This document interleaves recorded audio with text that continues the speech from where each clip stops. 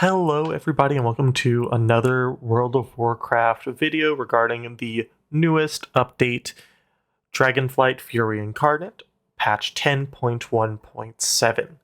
Before we get into it here, just anyone who sees this, if you do want to get more videos like this, make sure you hit that subscribe button down below, like if you like the video, comment on anything that you have questions on regarding this patch, or anything you're excited on and just want to share. Now let's jump into this, alright? So, the first thing we have here with these patch notes is more information on the Dream Surges.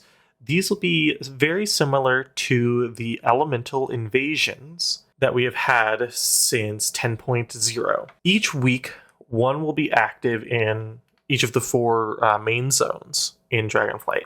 I did play around with this a little bit on the PTR. It was a little buggy. I got disconnected a few times. However, they did seem to be very much, at least for the bit that I was able to play, you go to a certain area of the map whenever they trigger in Thaldraszus for the testing area. You kill different enemies. That way you can fill up the bar on the quest.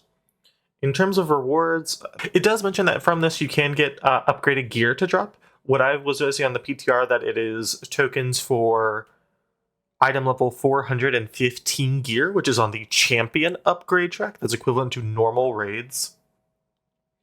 So this does seem to be a very good catch-up mechanic to allow people to quickly get to a higher item level while doing this patch, which is good because this is still going to be 2 months off when we're well through the majority of the season. Now, the Dream Surges, there wasn't much that I could actually say in their implementation on the PTR as to like my feelings on them, but we'll focus on the patch notes for the moment. They do see that they will be scattered across the zone and can be defeated by solo players or small groups, in that there's also major Waking Dream portals which open every half hour, and those require a large group of players and has a chance to reward that raid level gear. I did also see that those tokens get rewarded to you from the quests as well, associated with this new event thing. So they do seem to be willing to let people use this as a method of catch-up gear. There is also a mechanic where people are voting one way or another on which buff they want in the Dream Surge. It's pretty interesting different things. I know one of them I saw is that for like happening up to once every minute, you could, instead of falling to 0 HP, you would fall to sleep for a short amount of time. Just sort of small, little, still interesting things, but small little buffs like that. Now, let's move on to, they do have a little bit more information on some of the questing here. They do say Velen's prophecy to reveal a new future for some of the Draenei people. We don't know much about this, and I did not take the opportunity to follow that questline. However, we do have these datamined Eridar customizations for Draenei, which would allow you to have these like red skins, very much like the Eridar that we have, from the Burning Legion, the Legion expansion, anytime we've interacted with them. And I think it'll be very interesting to see how that's unlocked. I almost wonder if, now that we're a few years removed from the fall of the Legion, these are redeemed Eridar coming back and joining the Draenei people. So that'll be interesting. Now, another thing I am personally very excited about is the Heritage Armor. It says Heritage Armor is now available for Night Elf and Forsaken. The questlines will not be appearing on the PTR. Now, while they have not publicly revealed the Night Elf Heritage Armor yet, we do have these data mined pictures of them. And I just want to say, I love the way these look. They feel very traditional for Night Elves. I love the purple type set very much. And it's, I think, my favorite set that I've seen that I'm going to personally be using for my Night Elf Druid. And then with that, there will also be some new customization options for Night Elves and Forsaken as well. For the Forsaken specifically, there are 5 new skin colors. And what else we are seeing is The only class changes they made is Mistweavers, as they're messing around with the Manatee ability. I'm not going to comment much on that, as I don't personally play Monk well enough to comment on it, and this is still in the very early stages of them adjusting this. Another exciting moment, I at least think, are these item rewards. They have new holiday rewards for Brewfest, Day of the Dead, Hollow's End, and Pirates Day. Now, the ones that we've seen data mined so far have been these saddles, and I particularly enjoy, I mean, they're all actually really great, but I particularly love the Day of the Dead one. The different decorative elements on there that just make it feel so like perfectly spooky and appropriate for that holiday. It's just a very nice thing to tie in this new feature, dragon riding, into these older holidays, which really makes them just feel more fresh and relevant.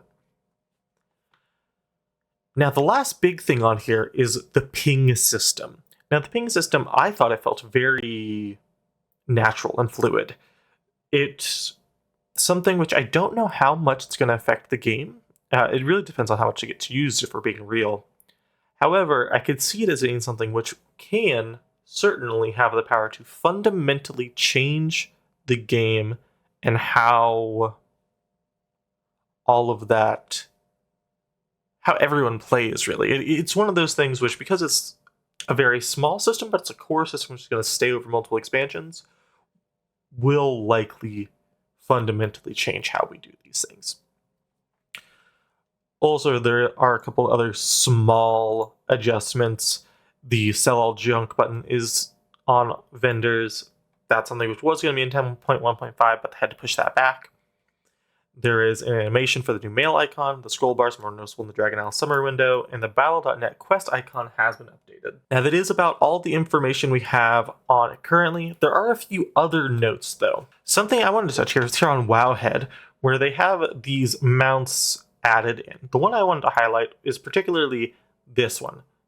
I believe is the Azure Doomwalker, or Azure World Chiller, which is a recolor of the 15-year anniversary mount that we got back during the 15th anniversary. And I think it's really cool that they're still having a really nice looking mount for this. And for anyone who missed out on that 15th anniversary mount, this allows them to get something that's very similar, and I almost think looks a little bit cooler, even though it doesn't look exactly like Deathwing.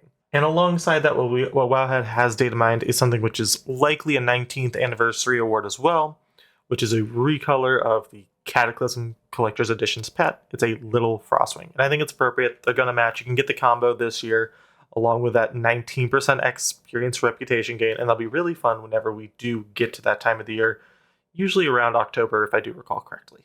Now, the last thing I wanted to touch on this video is, and this is a light spoiler thing for people who haven't played through the current questing of 10.1, and that is Abyssian is now going to be the new Black Dragon aspect.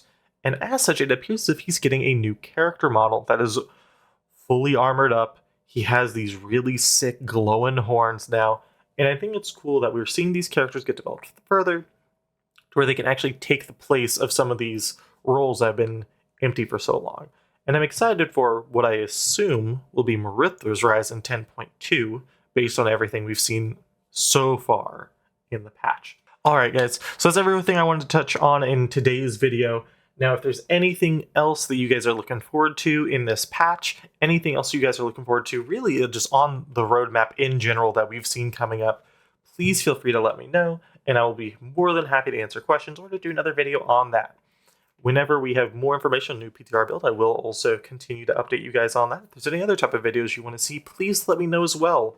And if you enjoyed this one, please feel free to leave a like down below, subscribe to follow for more videos, and comment with anything you want to share with our community. Thank you all for watching. Have a wonderful day.